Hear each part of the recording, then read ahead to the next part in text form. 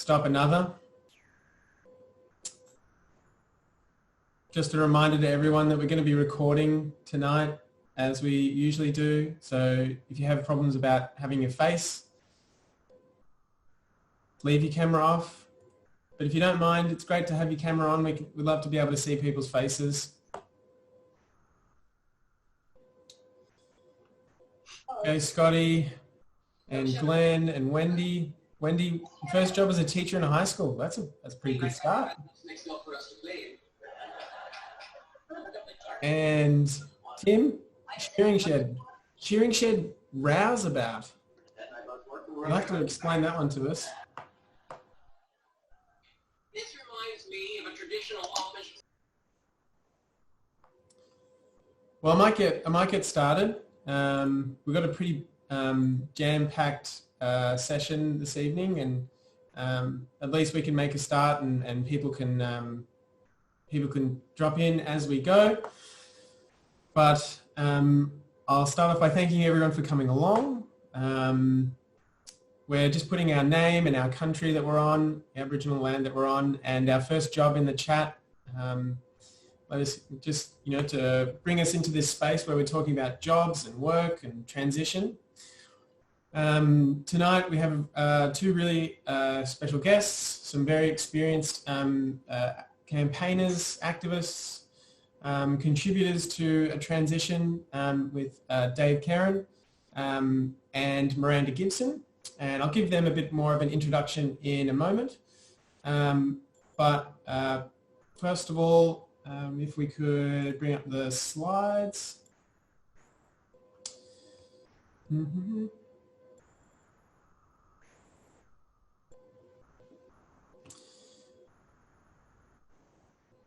Whoops. That first slide's not. I've done a dodgy there. Let's jump to the next slide, and we can make our acknowledgement this evening. I'm on the land of the Wurundjeri people in Melbourne.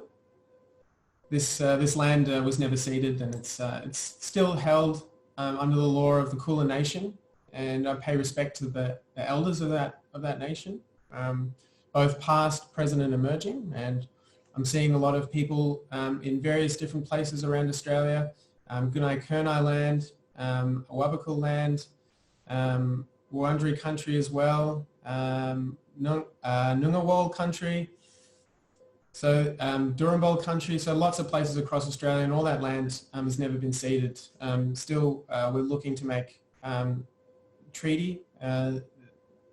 The Aboriginal people across those lands are looking to make a treaty and looking to have their sovereignty returned. So we have to keep that in mind, that the work that we do in the climate space is first and foremost about climate justice, and that means justice for First Nations people. So the next slide, we have our agenda for this evening. What we'll be doing is getting two different perspectives from Dave and Miranda. First of all, Dave's going to be talking to us a bit more of the bigger picture.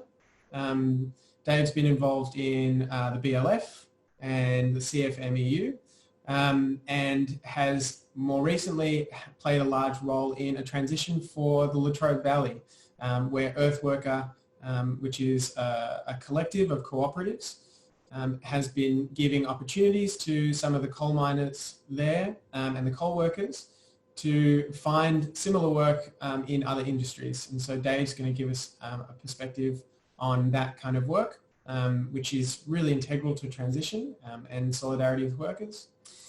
We're also going to have a little bit of a breakout after that, where we can discuss some of that, some of the learning from that presentation by Dave. And get an understanding of what it takes to start that process of starting something and contributing to the next stage in transition.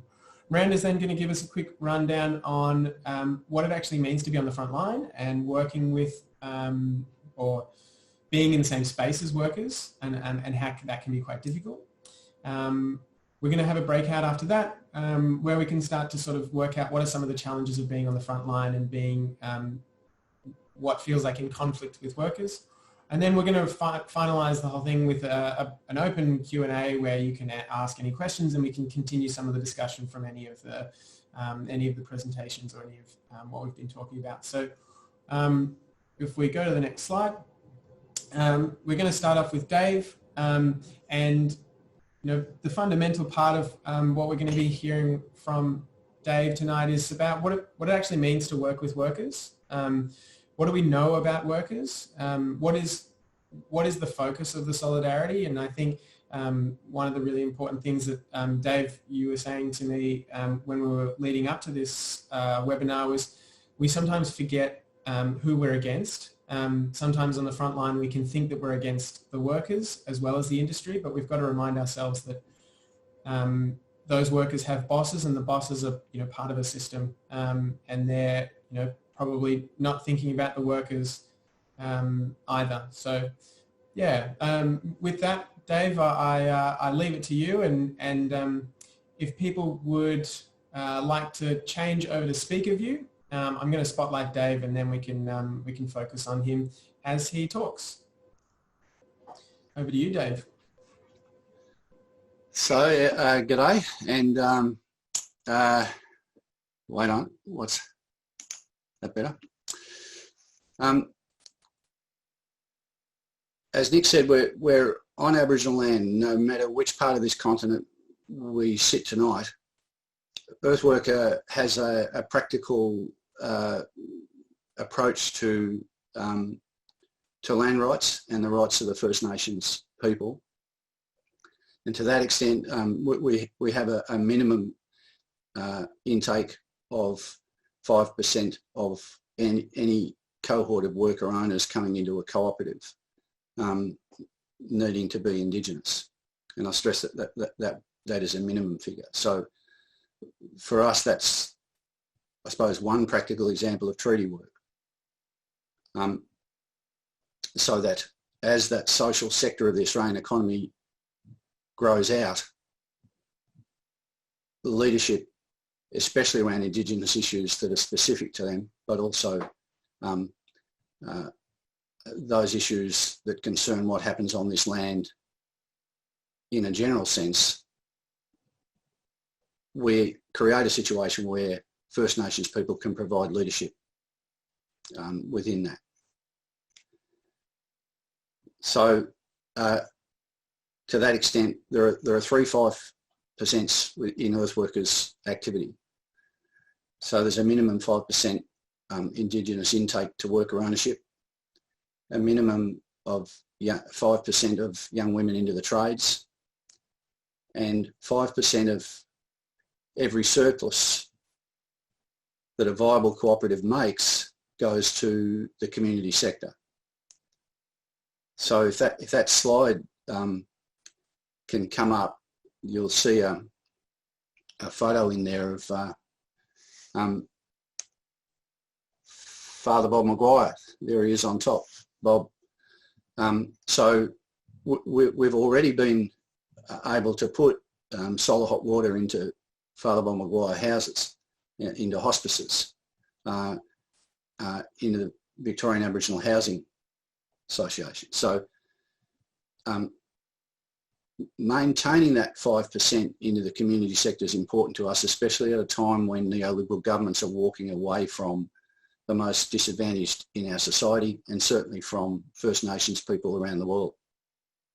So we wanted to find a practical way of making sure that we take everybody with us. So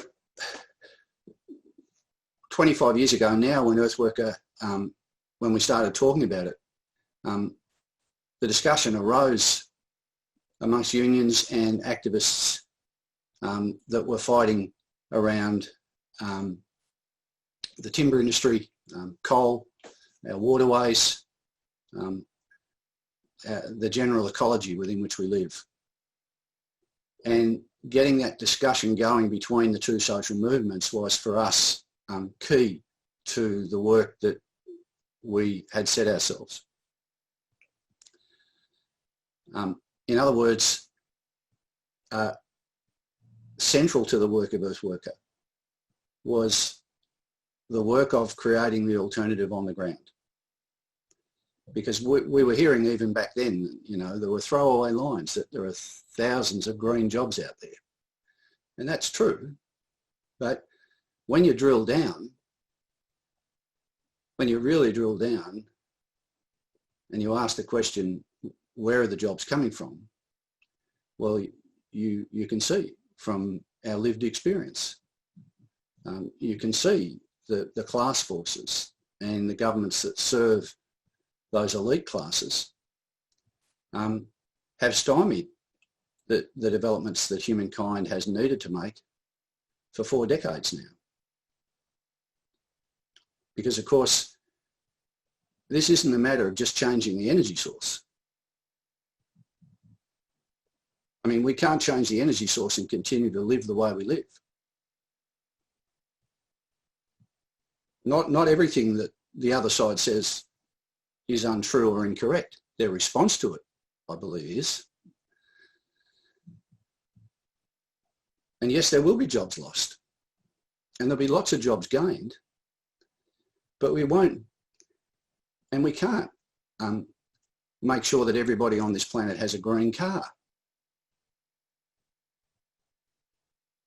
We can't keep using the resources of the planet, those resources shrinking and have been for decades, because we just see Mother Nature as a feed tray for the goods that we want to create. That attitude's unsustainable now. We can't go on living in that way. So whereas it's important that we protest at what is wrong and we say no to what is wrong, the big question for us now is, what is it we're saying yes to? What are we saying yes to?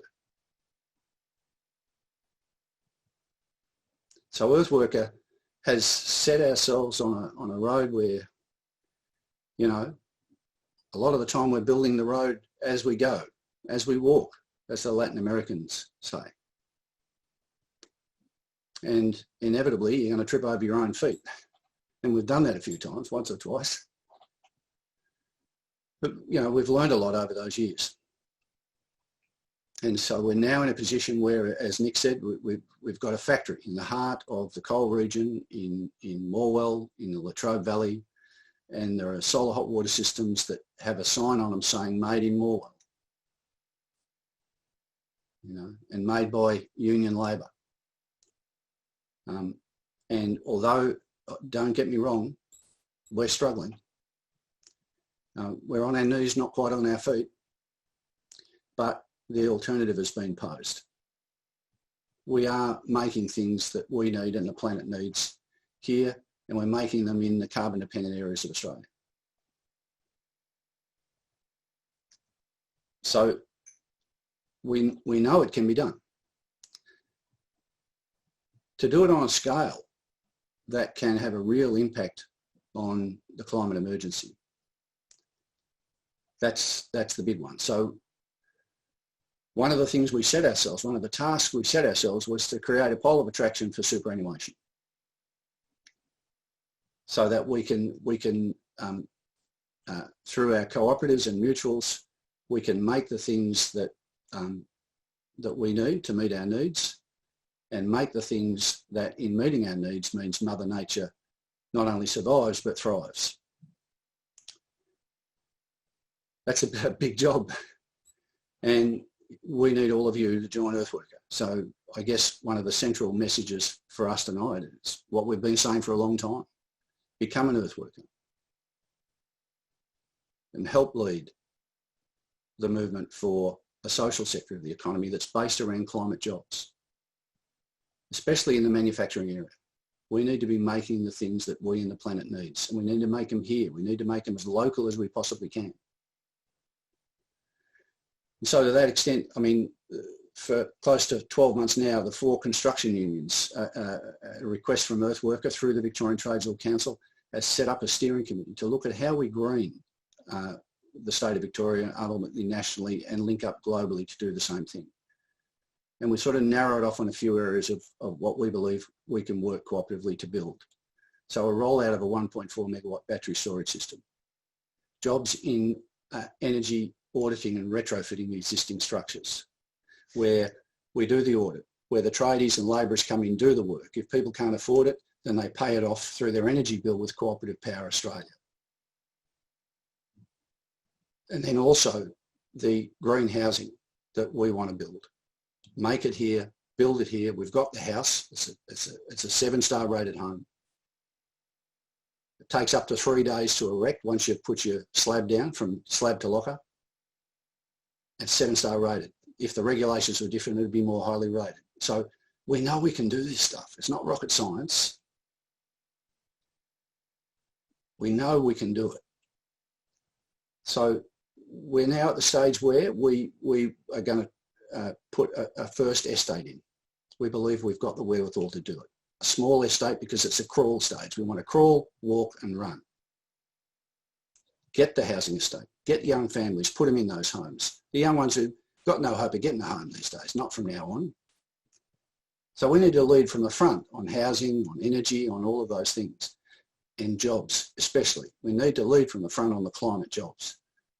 Because whether your key emphasis is in a social movement that's based on the protest no, or your key emphasis is in building the yes, yes and no are part of life. And you know what? You can't have one without the other. So the question is, how do we get that balance right? Because no one's come up with the answer of how you go into a community that's pretty much mono economy and say, look, for the sake of humankind, this has got to stop. It's got to go. And not be seen as an enemy by that community. Because why? Well, because the vested interest will make sure people's attitudes reflect that. And that's what's happened. So we've got to create the alternative. No one's going to do it for us. Capitalism is going to do it. Can't. You watch. You're already seeing the big drive within capitalism now is for us to become a manufacturing base again, yes, but it's in the military industry. Because they believe we don't share borders, we're a safe economy, we can police what we do. They want us to manufacture the means by which we kill our brothers and sisters around the world. That's how they want to grow their economy. So the question for us is, what is our answer to that? And the answer has to involve putting the climate jobs in place, jobs that we in our communities own and control democratically. Jobs that mean when governments walk away from the dispossessed or the low income, that we can take those communities with us. That's the task that's been set. We're getting there. We need you to join and become part of it and to come in and own this process. People like me, I'm 70 next year. You know, I can see the finish line. The older crew who helped establish EarthWorker, yeah, we're getting old. So we need all of you to become an EarthWorker. Even if you can't put energy in, your membership fees will go into a fund that will help with the start-up of the new co-ops. So whatever you do, please see EarthWorker as part of your work. And wherever you go, if you're talking to workers at a blockade, explain, all right, mate, you may not like what I'm doing here, but over here, on the other hand, I'm trying my best to build the alternative right now. And I think, don't you all agree that that's going to be a better position for all of us to be in? So yeah, look, I'll answer any questions. There's a lot we could go into because we're involved in a lot of things, just like all of you, and it's hard to fit it into 12 minutes, but yeah, good on you. Thanks, Dave. Yeah, that's really amazing stuff, and important to imagine how we're holding those two things together of calling for the end of something and putting work and time into the start of something else. To give you some time to work out what exactly it is you want to ask or bring to a discussion about that work, we're going to jump into breakouts now just for 10 minutes. We're going to have a couple of questions which ask you to reflect on what you might have learned from Dave tonight, or what you might have learned over your life in regards to worker solidarity.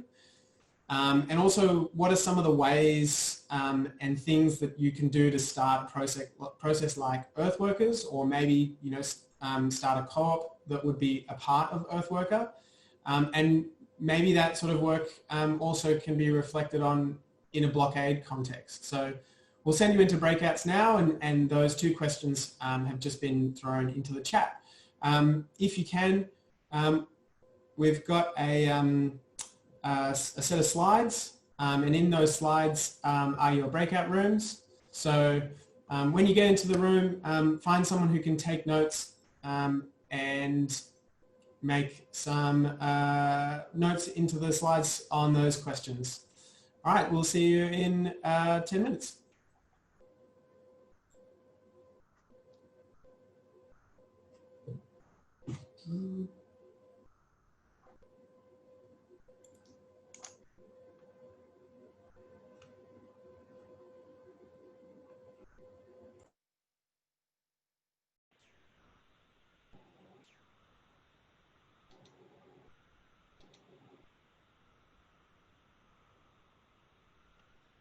G'day everyone, thanks for all those notes. I've just been reading over some of them and pulling out some good stuff. And we'll just go back over it now, and maybe I'll pick out some of the stuff that's here, and we can create a bit of a discussion around it.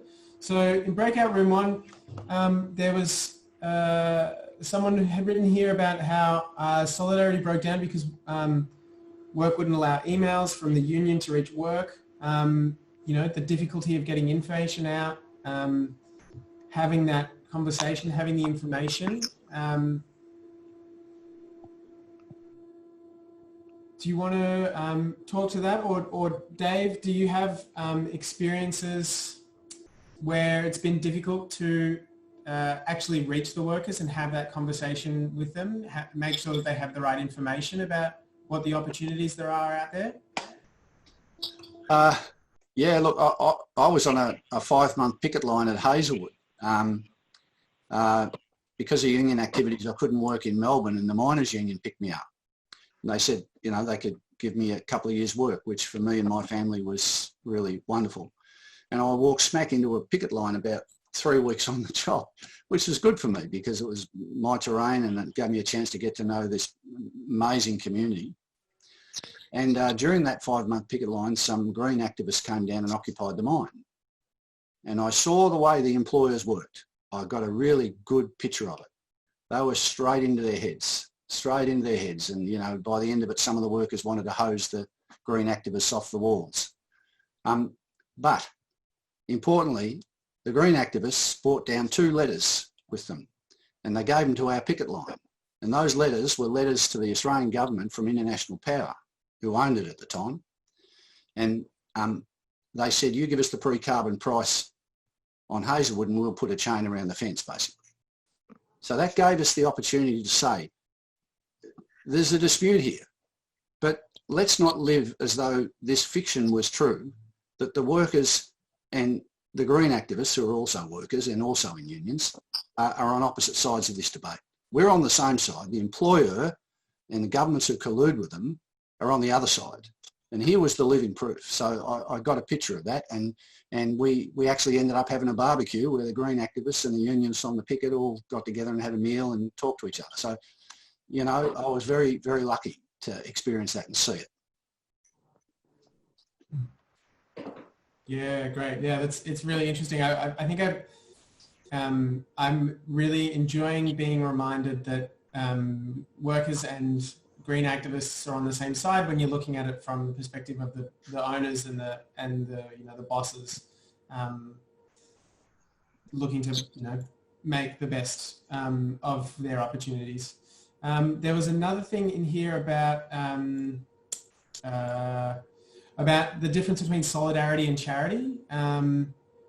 Did someone want to, I think that was maybe group 9, breakout room 9. Did you want to elaborate on that?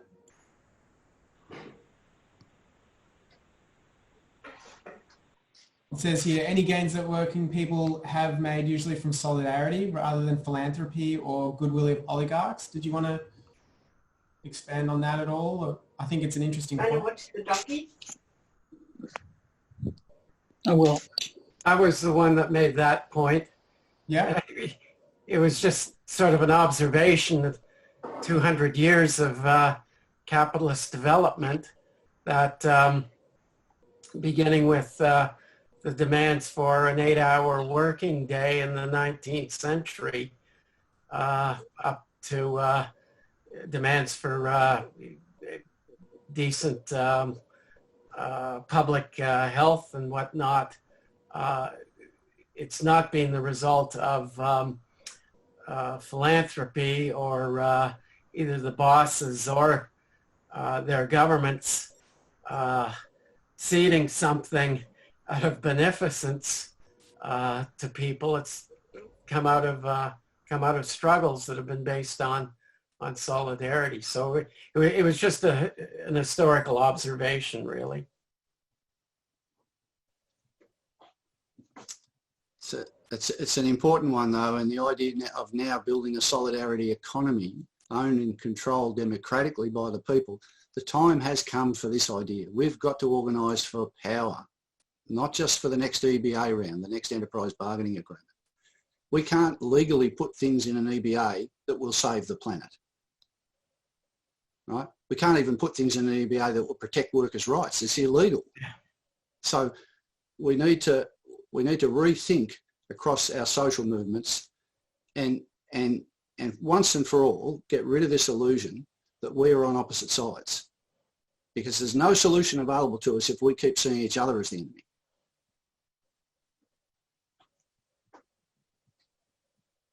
Yeah, that's again just such a powerful reminder that we can't be looking at people who are in such similar situations to us as the enemy.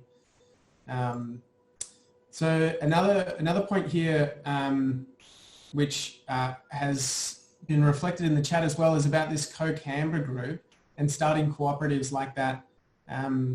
What's the work of Co-Canberra? Who's that here in the chat? Or can someone talk to that? Scotty. G'day, Dave. How are you? Good, mate. Yeah, look, Co-Canberra's, I don't know, it's been a bit quite inspired by EarthWorker and various other things, and we're definitely planning to do some EarthWorker co-ops here. Co-Canberra's, I guess the root of what we're doing is we realise that what the unions fight is it's to get a good deal for workers, right? Can you do that if you're in a situation where you're perpetually just fighting the bosses? And if you've worked in a big workplace where there's unions and bosses and they're pitted against each other, you can see that's a perpetual thing. It's just going to go on forever as long as that employment relation maintains itself and stays in place. So we're after setting up cooperatives just like EarthWorker, because that changes the employer-employee relationship. You become a member and an owner of the business that you're working in, and you get to control it and decide what's going on. So you're never going to outsource yourself to China, and you're not going to pollute your own town with lead because you've got to live there. And there's multiple things that you can choose, which are just sensible and anyone on the street would do. It's just the psychopath bosses that would do otherwise. Now, how are we going to do it? How can we scale? Our strategy is going to be to develop these co-ops first in sectors where we pay bills already. If you look at all of the different bills that a household pays, there's a ton of money there. We need to position ourselves so that it's a good deal for people to invest into a co-op so that they can own and control the means of providing whatever need it is that those bills are for. So we're calling them climate co-ops because they're going to be designed to have a function of combating the climate crisis and all the other crises as well, but you know, that rhymed. And yeah, that's how we're going about it. So I've put the Co-Canberra link into the chat, and yeah, check it out. And if you like what we're doing and you're nearby, or if you're far away, say good day. Also check out, there's a radio show we're involved in as well. There's a link to it on the website, so go and have a listen to that. There's tons of stuff. You'll find Dave in there. Great. Good stuff. Cool. Well, we might keep moving. We're going to hear now from Miranda Gibson, who has a lot of experience in forest blockades and spent 449 days, famously or infamously, protecting some old growth forests in Tasmania. And so during that time, found it was, often that you would run into workers and often that you would run into that conflict between jobs and the environment. And so, with all of that experience, Miranda's going to give us a bit of an insight into that kind of interaction. And so, really grateful to have you on, Miranda. Thank you. Before I start, I just want to acknowledge that I'm calling in today from Darawal land, and to acknowledge and pay my respects to elders past, present and emerging. I guess, as Nick said, I've had experience on the front lines of blockades, and I think from this perspective it's interesting because the issue of workers and greenies is complex on those front lines. It's often framed as though blockaders are in a direct battle against workers, and I think that this framing serves the interests really of the industry in terms of the people making decisions and the CEOs, because it keeps them invisible, and it also invisibilizes the structures at play like colonialism and capitalism. And I think as someone who has done a lot of media for our blockade actions, something that I find is that the media try to squeeze our campaigns into this framework where we're always forced to talk about what about the jobs. And even though coming from a perspective of having solidarity with workers and caring about people's livelihoods, I don't think that means we should get trapped into this framework that really serves the capitalist interests, which is to feel like we always have to justify the reasons that we want to protect these places under an economic framework. So obviously as a forest activist, I want to protect these areas for their environmental reasons, for cultural heritage reasons, but we're always forced to talk about what might be the profitable reason for keeping them, but it's always framed as well, what's going to make jobs. So then we're forced to talk about things like tourism, or would we have a plantation-based industry? And a lot of those things are just as damaging to the environment, or not things that we're striving for. And it shifts that framework away from talking about protecting these places for their own sake. I think another thing that this jobs argument also falls into is making it seem like these industries are the answer for our communities in terms of providing lots of jobs, where we know a lot of these industries are not actually providing a lot of local jobs or are in decline. I know in the forest industry, for example, in Tasmania, it employs less than 1%, even though when a study was done to see what people thought about how many people were employed in the industry, the average people said was 20%. So people have this heightened level of expectation about how many jobs there are in these industries because of the way they're presented. And then all these money is going into them. For example, forestry, Tasmania gets about $11 million a year, and that's going into then producing just this very small amount of jobs. And I think if we're talking about having solidarity with workers, we can think about it on a broader scale of how could that money be redirected and put into programs that would actually provide more employment than just this small amount of jobs in the logging industry. And we saw that in Tasmania, for example, when some jobs were on the line because one of the mills was going to fire some workers, and of course greenies got blamed. On the same week, the same amount of jobs was being lost in the health industry, but that went unnoticed. So I think when we're talking about jobs, it's important to have solidarity with people across all industries and not just thinking about, the ones that are in the industries that we might be fighting against. So I think that because a lot of these industries are in decline, or people are losing their jobs, that even though greenies get blamed for it, I think that there are a lot of workers who can see that it isn't about the greenies and that we can find that commonality. And I think that from my experience on blockading in Tasmania, a lot of the time you are actually having conversations with workers, because strangely enough, when you're out there stopping them from going to work, you're often this kind of the people in the environment movement who are having these ongoing conversations with them. And something that we sort of found when we were talking to workers is that people were aware that their industry was in decline. And a lot of the reasons for that is that it's been an unsustainable industry. They realised that it's been because of the way it's been managed, it's been mismanaged.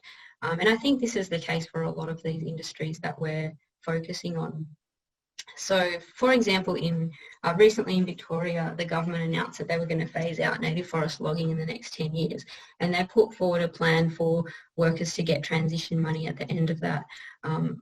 This isn't necessarily a good deal for workers, because they don't want to stick around in an industry that is dying and have to wait around in this unstable industry. And so I think there is power in us being able to find ways that we could work together in a situation like that, because if they are keen to get out of the industry sooner and we're keen for the industry to shut down sooner, then and then building in things that Dave's talking about other alternatives, then I think there's actually more commonality than we realise sometimes.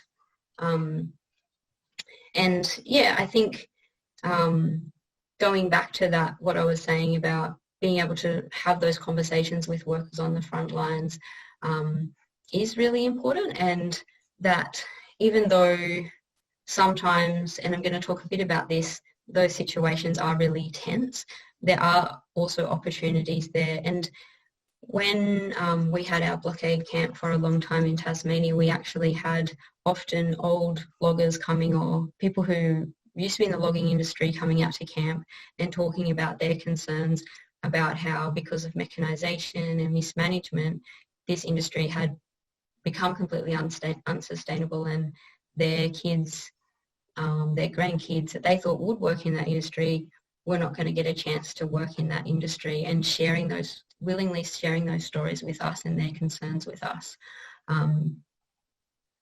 So I just want to talk about some of the tensions that we face when, even if we have this politics around having worker solidarity and seeing that it's not us versus them, it's all of us versus the companies or the bosses, it can be really hard to put into practice those politics of solidarity when we're faced with aggressive workers, or we're just seeing them destroy something that's meaningful to us. So I just wanted to talk a bit about those practical elements of what we can do in those moments on the front lines of blockades. I think something that's really important is being able to keep a calm approach so that we can hold our ground, and also to remember that being able to be confident and standing our ground isn't the same as being antagonistic. So it is important that we can be staunch, so we can actually do what we're there to do, which is to stop them from cutting down the forest or working on the mine. But we don't have to do that in a way that's antagonistic. I also think it's good to think about how we can interact with them in a way that's not kind of patronising to them, or I haven't found it to be useful to use that opportunity to convince them to our side of the picture. I think they know what we're there for, and it just feels like you're preaching at them if you're trying to convince them of that. And what I've seen is that relationships can build with workers when people focus on just being there and having a chat about something else. And I was talking to a friend about this today who said, some of those chats just about footy were some of the things that created those bonding moments. And often we are just standing there for ages waiting for the cops to come or search and rescue to come. So there is this opportunity to have those conversations. And if you are sort of in the same situation over and over again, you're going to come across those same people.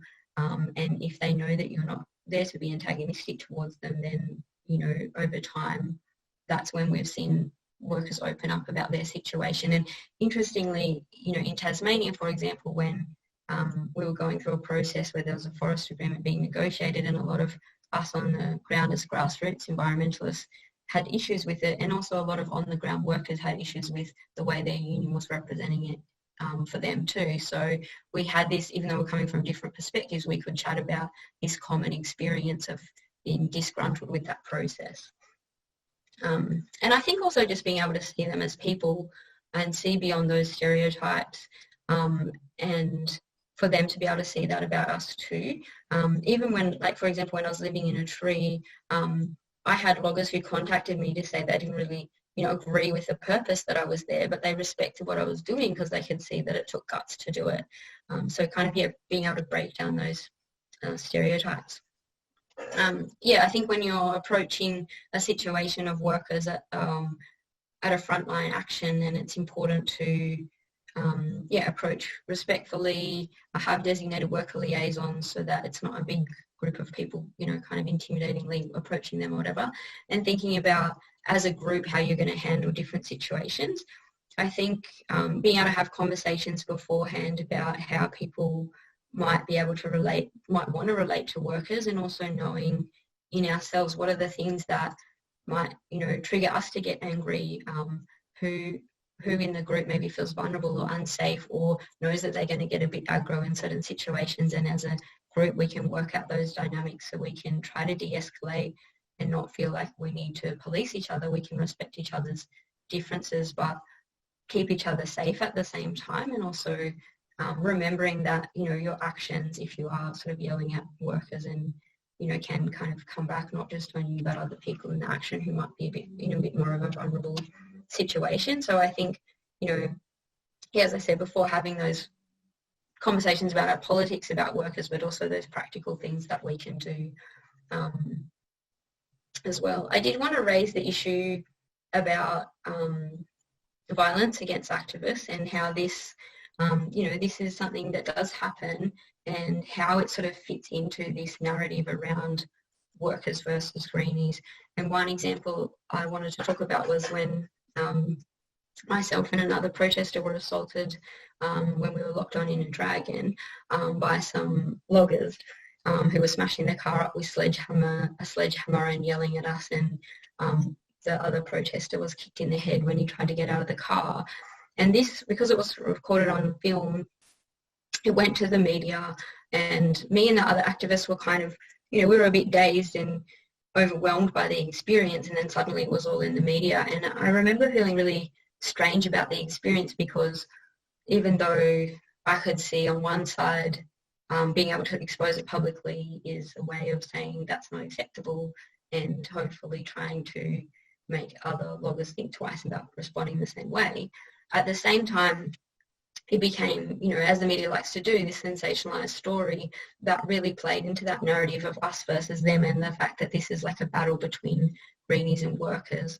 And for all those reasons we talked about before, like not wanting to perpetuate this as the key narrative, and that, you know, the stories, the other stories that we see where we are just at the blockade hanging out, it's very chill, we're having a chat by the fire with the workers, like those stories never get in the media. So I think there can be this, like for me that was quite a conflict of knowing what to do in terms of how to represent that to the media. And, you know, interestingly enough, like getting to know a little bit of those workers, because in the end we did have the CFMEU and those loggers who attacked us had a meeting with us at a cafe to kind of debrief and talk about what happened. And, you know, that just going through that process was sort of interesting to find out, you know, not that anything they had to say I felt justified the actions that they had taken to us, but I guess being able to meet each other in this different situation as well. But I think, you know, I guess one of the things that I see is that, yeah, these things are represented as this conflict. And, you know, for example, in Tasmania, we had the whole framing in the media, what was called the Forest Wars, and they use this language of war to make it seem like it's this conflict between us and the workers, and that to stop the war means stopping the protest rather than addressing the issue. And so, you know, when we continue to allow those narratives to be the dominant one, that it is us versus them, I don't think it serves our interest in the fact that we're not trying to, you know, it isn't a battle between these two kind of groups that just happen to have these different interests.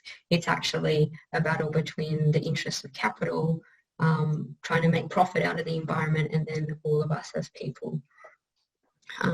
So I think, yeah, there's we're going to talk a little bit in our breakout groups around some of those challenges about working with and communicating with workers.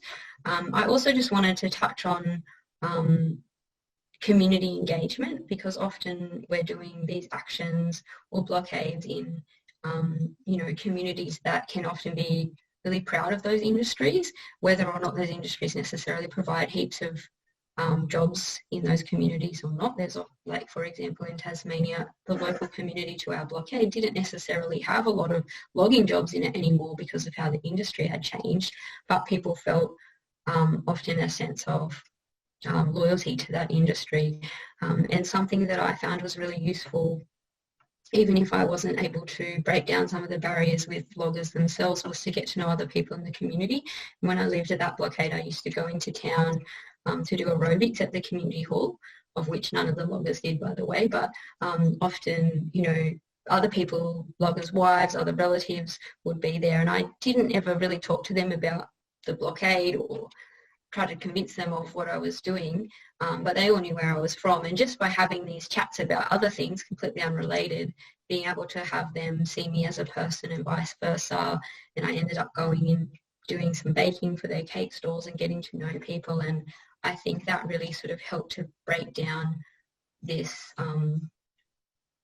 this dynamic where it was not only kind of us versus the workers, but sometimes it's kind of seen as like, greenies versus like the local community, and that kind of narrative can be really destructive as well. These days that town has changed quite a bit, because from our campaigns, a lot of that forest got protected, and so it has, I guess maybe it's shifting from being seen as a logging town, as now there's a lot more jobs in tourism and a lot of other things, as people are going more to those forests to see the forest rather than cutting them down. And I often go back there and I'm still friends with a lot of those people in the local town as well, and seeing that, that breaking down of those ideas around what, about the logging jobs being this most important thing, and seeing that there were other opportunities for other jobs and other ways to build up their communities once logging had finished in that area. So I might wrap up there, because I think that's about time, and then we can go to some breakout groups, and if anyone has any questions for me, we'll go to questions in the end. Awesome. Yeah, that's yes, a lot there, and in particular, I kept being reminded of the stuff that we learn about through nonviolence, and the principles of that being of understanding and caring and community, and so I think that's a lot of what you're saying really fits well into what Galilee Rising is about. Thanks so much for coming on and talking about that. Yeah, so we're going to jump back into breakout groups. Really good stuff to talk about. Looks like there was a lot of stuff covered. So really thankful, grateful for that conversation. Also grateful for the material that we have been given this evening. Some really great speakers and some amazing ideas that have been presented to us. One of the things that I thought was coming through a lot of that, and it seemed relevant to both those questions of jobs versus the environment and challenging communications, was the role of hate and where hate comes from. One of the groups specifically mentioned it. I think it was maybe breakout room 10. Hate can be the dark side of a community. Did anyone want to expand on that? Yeah, g'day mate, that was me again. I mean, if you think about nationalism, that's the dark side of hate, the dark side of community. And you think about the logging community that hates the greenies, and that's like a mark of being in that community. It's a mark of belonging, is who you're against in a community as well as who you're for. and this can be done without anybody even realising it, without anybody even thinking about it. So one of the things that I thought was really important that someone else brought up was getting people in other communities. Like they made the point that some of the communities from Queensland that had been thrashed by the fracking came down into northern New South Wales after Queensland had been hammered, and that was really effective in turning that community into a cohesive unit against the frackers. So that was, I presume, Lock the Gate, and it was a really cohesive and really effective coalition between the greenies and the farmers, who again are not normally programmed, or their community isn't normally allowing them to like each other. Mm. Yeah, that's true. And I think there was someone else here who was talking about getting affected communities to come to those that might be affected. There was someone in here talking about how First Nations people, Indigenous communities have ideas, ways of addressing the idea of the contrast between jobs and environment. Did someone want to expand on that? I think it was...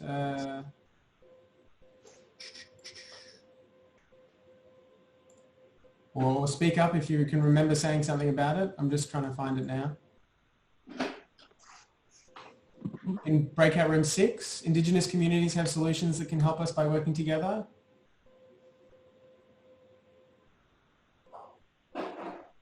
I said that. Yeah, go for it. Yeah, I was just saying how, on the one hand, we always focus on renewable energy, and that will give social license to people also like Gautam Adani, whose perspective on how to run a business will not change no matter what business they are doing, and it will be exploitative. And then it will be, but once it consolidates into where everything that's renewable is legitimate and the best thing to do, then it will, I think, erode the possibility of decentralized energy, which Indigenous Environment Network, for example, talks about, and how to, even within the renewable energy, because there's like lots of lithium and lots of other elements which are hard to extract from the earth, and which just slow down the damage which fossil fuel industry does, but does not remove the damage. So I think we should also be at the same time thinking of this when we are building up the narrative of what kind of change we want to implement with shifting the narrative. Yeah, that's definitely really interesting. Navigating all of the different needs of our communities and ways in which they can engage all parts of that community. Thanks for that, Abhijit, and good to see you again. There was someone else in here who was talking about the protocols around not talking with activists in the forest, and that being quite a difficult challenge, and overcoming, maybe ingrained behaviours and, training, definitely when engaging with the police, they can go into a very task-focused space where they can't hear you, and what are some of the challenges of getting through that? Maybe Miranda, did you want to talk about that, or other people who have been in those sorts of situations where you're looking at someone who seems to be really trained to ignore you?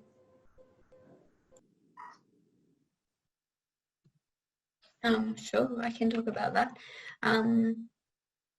Yeah, I mean, I guess that's a difficult situation, and I think that when you're on the front lines, kind of like what I was saying before, but it's not always going to be the case that loggers or miners want to talk to you, and I think trying to push that can be counterproductive, or trying to go on to them about what you're doing could just kind of come across or kind of just create a bit more defensiveness. And sometimes it's better to just wait for those opportunities when people do want to engage with you, or, you know, just, yeah, be able to bring up a conversation that's not necessarily about the issue. I think, yeah, there probably are a lot of workers who either are told not to engage with us or just don't want to. And I think being able to respect that is kind of important as well, because, yeah, I feel like we're not going to get anywhere if we're kind of pushing our agenda on them as well. I don't know if anyone else has some reflections on that.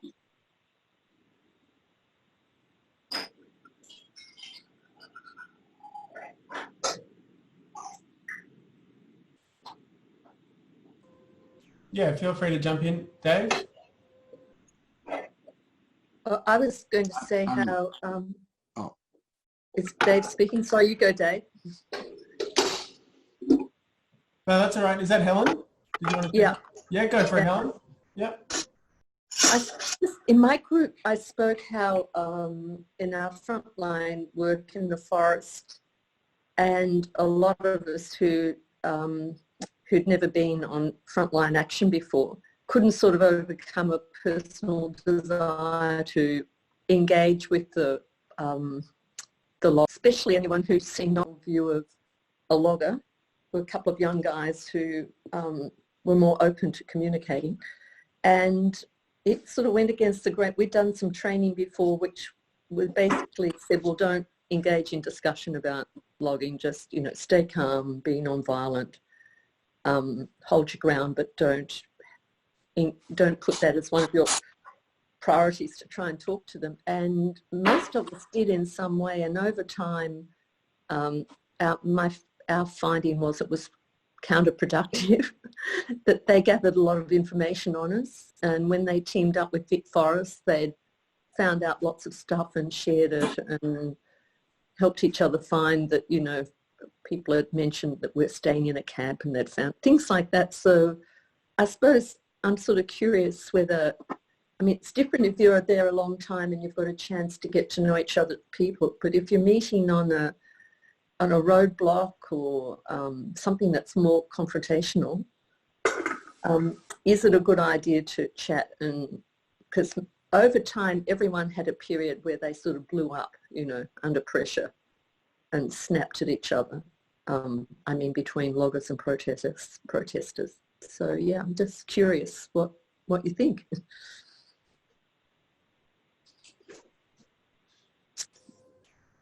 Miranda or Dave, do you want to talk about that at all? Well, I mean, I come from, I suppose, that left militant tradition of you know, the union movement. I mean, I cut my teeth in the 1970s and until we were made illegal with the Builders Labourers Federation, and then helped coordinate union solidarity in the, where are we, start of this century. And so everything that, you know, you experience at a blockade is experienced on a picket. I mean, we, you know, countless times had trucks drive right through us, you know, at speed. Times where caught on the front of the truck holding onto the bull bar for a kilometre and a half while they toured it the road. I mean, these things happen to the organised workers movement. The difference is when it happens to workers, we're usually there defending either our own job or the jobs of others. And it's that thing that Miranda talked about that, what's the word she used? It was about who controls the discussion sort of thing. What do you call that? Like the discourse, yeah? And it's easier in a sense when you know, you're the one, if that truck goes through, then your jobs are going to go. You know, if you can't spread the dispute to other places, and that's illegal to do that, but so you find the means to do that. So that you're effective and you force the boss back to the table. So there's a different set of criteria within which you're operating, and a different set of sort of self, you know, the way we reflect on who we are and what we're doing. So on the one hand, we're defending what is on a picket, but on a blockade, there's a perception created that, you know, you're like the truck driver trying to get through the picket. So we've got to sort of break down these things. I think Miranda really outlined it really well. And by the way, when we finally get an EarthWorker hemp bamboo cooperative for timber workers and farmers, I could not think of a better chairperson for that cooperative than you, Miranda. But anyway, that said, I reckon, yeah, a lot of this is about breaking down the stereotypes and, you know, like the fact that the main thing about a blockader is that they are there to defend humankind and the planet. And they don't, in that process, see the worker as an enemy. They are there in solidarity with the wider society. And, you know, everyone's going to get hurt out of a blockade situation in some shape or form. That's just the nature of it, because the employers are going to paint it a particular way. Just like on a picket line, they paint us as people who will, you know, cause the business to close, that we will, you know. So those same things are sort of said.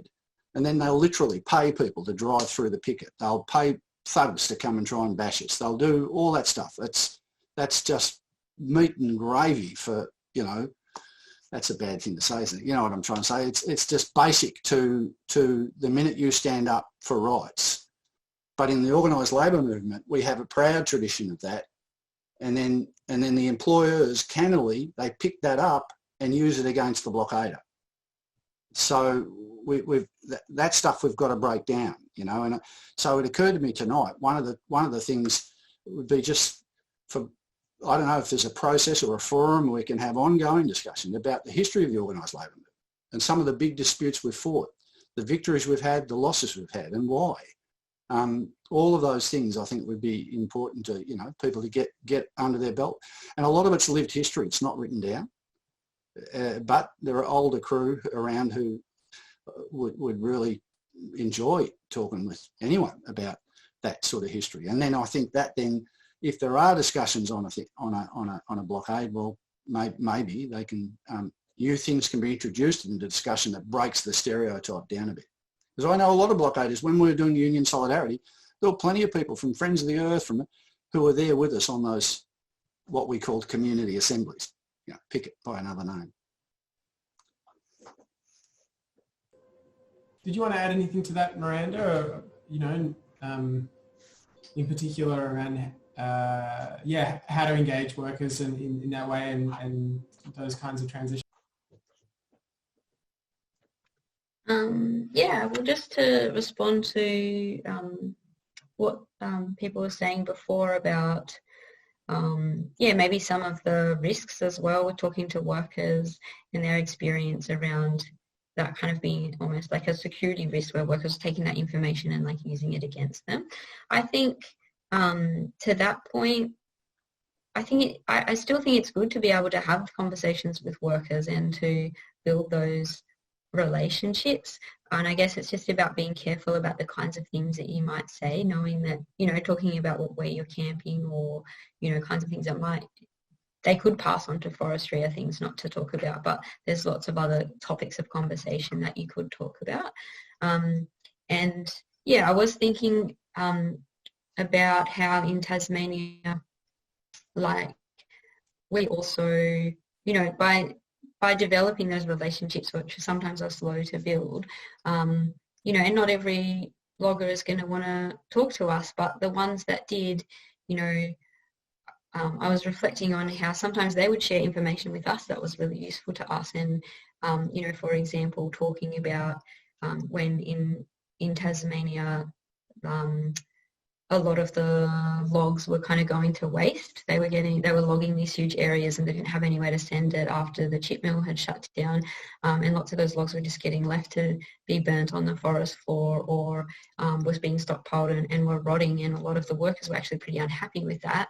And, you know, I think if we didn't have these kind of relationships with some of those workers, then we wouldn't have found out, you know, what's going on, what are the workers, what are their concerns with the industry, because often, you know, their concerns with the industry do align with some of our concerns. Like, that's a waste of that resource. And you know, we don't want to see the forest just cut down for nothing, but also they didn't. So yeah, I think, you know, being able to build those relationships can give that opportunity. And I think if we're scared to kind of have a go at talking to them, then we never kind of get to that point. So yeah, I think being careful with our security, but also being willing to give it a go as well. Cool. Well, we've got just a couple more minutes before the end of our session. We're finishing up at 8:30. So I'll take these last couple of minutes just to thank everyone for coming along, for the really great input. There's a lot of great discussion there, a lot of really good notes. I would encourage people to go back and have a look at what some of the other breakouts were bringing up and what they were talking about. And of course, we record these sessions, so if there was something that you wanted to go back to and listen again, we'll send out a recording in the coming days. We do have one more session that's coming up, our last session, which is in 2 weeks' time, same time, which is about blockades and community care. We're going to be hearing from a non-violent communication trainer. At the moment, it looks like it will be Kate Raffin, and we'll be talking about non-violence, not just as a strategy that we use on the front line, but as a principle and as a way that we can address concerns within our communities as well as outside of them. So yeah, thanks everyone again for coming. Thanks to Miranda and Dave for providing your thoughts and experiences. Thanks to Mena and Moira as well. Thanks for putting in, and as always, yeah, thanks to everyone here for contributing. So thanks again, and have a good evening, and we'll see you next time. Bye. Thanks, Nick.